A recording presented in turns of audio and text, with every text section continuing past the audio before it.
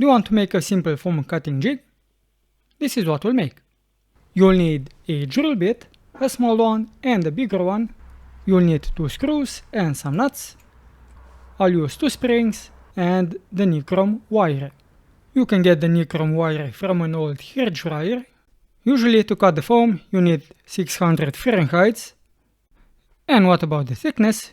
In the hair dryers usually this is 0.5 mm or 24 gauge. Why do you need this info? Well, in this calculator you'll put in the gauge, the temperature and also the length of the wire that you want to have. In my case I've used about 50 centimeters.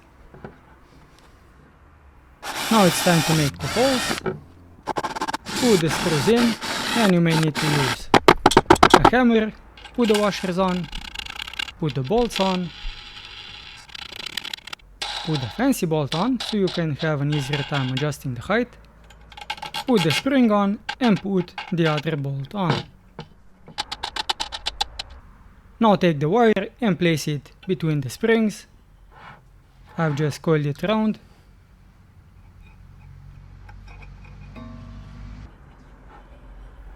Once you're happy with the tightness, tighten it up and you're good to go. And now it's time to cut. And maybe adjust the height so you have equal heights. But you can't cut just yet. You need some power. I'll connect my DIY power supply, which has I think 4 amps and I can adjust the voltage. But you can also use an old power supply and jump the wire with the 16 pin with one of the pins that says ground. This will make it so you can make the power supply run without connecting it to the motherboard. But ideally you'll just use a power supply that has 12 volts and 2 amps.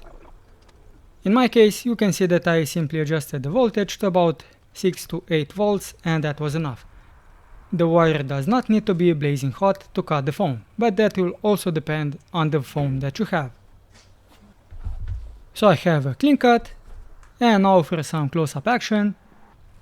I've set this to 8 volts, when I'm cutting it drops down to about 6.5 and I'm using my right hand to glide the foam along.